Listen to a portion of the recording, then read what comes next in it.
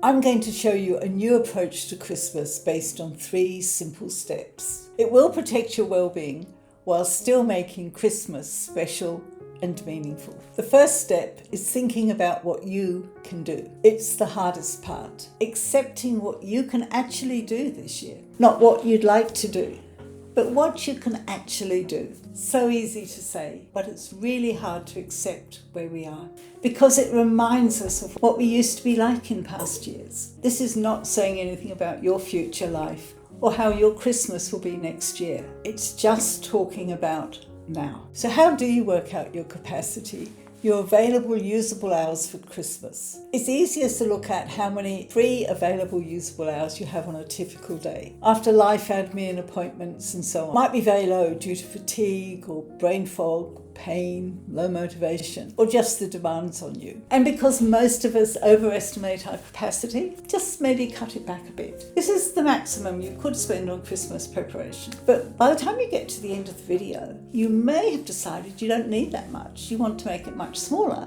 and use those usable hours for something else. Once you know your budget, it's fun time.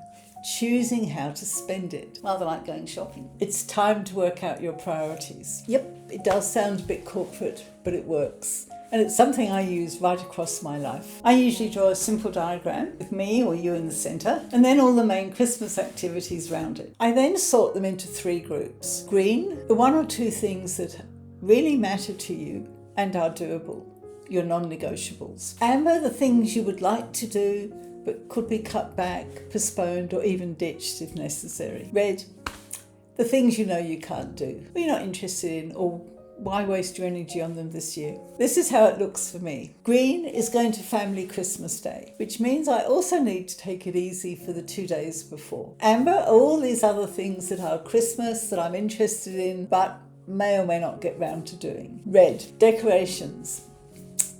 It's Australian summer and we're mainly outside. And I've given up trying to compete with neighbours on street decorations. So nothing, don't do it. And children at present, there are no young children really close at the moment. Your priorities might be completely different. The important thing is that you have a clear roadmap so that you can spend your energy on the things that are really important to you. It's sort of what we do with money. We pay the rent before we get the takeaway. Step 3 is changing how you look at things so that you get more bang for your buck on your limited time. The key is to let go of the perfect for the good enough. And I can just hear your reaction, oh, no. Well, there was a very famous economic rule, the 80-20 rule, which means that with the first 20% of your effort, you actually get 80% of the result. It takes a lot of effort to go from good enough to perfect, to do the polishing. Effort that could be spent in making other things good enough. This approach is something we naturally do with money. We don't normally buy the most expensive item. We go for the one that works well enough. And look, it can be hard to just do the good enough. You may have prided yourself on your legendary Christmas pudding, or maybe you do exquisitely wrapped presents. It is hard, but it's worth it for this year. So what does the good enough version look like at Christmas? Here are some ideas to Christmas Day. We spend it in different ways, but the ideas still apply. If you're visiting someone, remember that in the Christmas story, the shepherds came just as they are. They didn't bring presents. They were enough. Yes, the wise men came with camels and glamour and presents. But in most Christian traditions, wise men were actually late for Christmas. Christmas is primarily about connections, not food and not presents. So go for the length of time that suits you. Maybe Christmas lunch isn't the best. It's hard to leave in the middle if you're tired and it's very noisy. Maybe go when people do presents or go in the afternoon. Just let your host know what's. If you want to bring something, make it really simple. Nuts, flowers, wine, a shop-bought dessert. Nothing cooked unless that's something that is a really high priority for you. And if your group dresses for Christmas, just buy some Christmas antlers or Santa hat on Amazon. You will find more ideas in this video. If you're hosting, that's it, that's enough. Let somebody else organise other people to bring food. Pay a neighbour's teenager to get your house reasonably okay. Make sure the guests do the washing up before they leave. And after lunch, you go and take a rest. They can go for a walk or play a game. And if you're alone on Christmas Day, make the day your own. You don't have to follow Christmas traditions.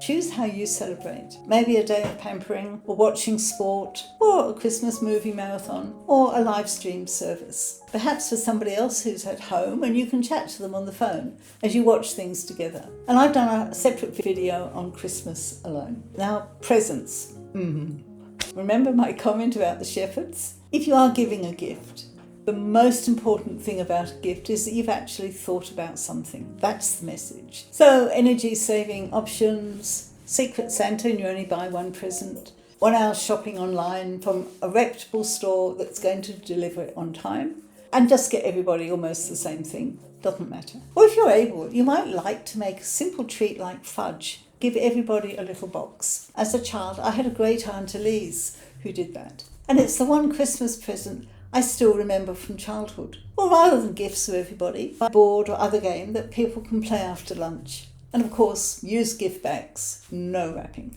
You get the idea. If spirituality is important to you, there's lots of ways of managing this. Maybe a friend could live stream your service for you through a phone call or WhatsApp. Check for local live streams, explore services from around the world, or listen to a Spotify sacred Christmas playlist, or just take time for yourself to reflect. And thinking about friends and social connections. If you can't see them on the day, a short email or an SMS with a photo tells them you're thinking about them. And you can catch up later in January. But the chances are they're going to be so busy with their stuff, they're not going to notice. And you might like to use your energy to contact somebody else you know who's at home alone, or somebody who has had a loss during the year. Children. Yes, children. Children, forget the hype and the ads. Every day, you are already giving your children the most valuable gift. You love them. You look out for them. You think they're fabulous. They really don't need anything else. In my time working in mental health,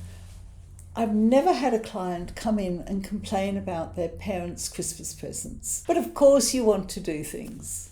So keep it simple and look after you. Here are just a couple of ideas. So, concerts, if you can't make it, get someone to video or live stream it. Presents, yes, well, children think they're important, but one special one is enough. Perhaps another one from Father Christmas, if that's your tradition. And if you do Christmas stockings, just one little unexpected gift amongst all the sweets and things. And children don't really care about wrapping. They just want the present. And this is an idea I got from my Auntie Dorothy, who really wasn't one for doing much for Christmas decorations and things. But on Christmas Day, throughout the day, she'd give us small presents. They were nothing special, but they did keep the excitement going. And if your family's going somewhere, you choose what's the best time to spend Christmas with your children. What do you think? What are your hacks and strategies going to be this year so you don't crash out at Christmas? If you enjoyed this video, please like and subscribe, and please share it with your friends who might be interested. And if you're new to the channel, you might like to browse previous videos. Now it's time for me to spend an hour doing my shopping.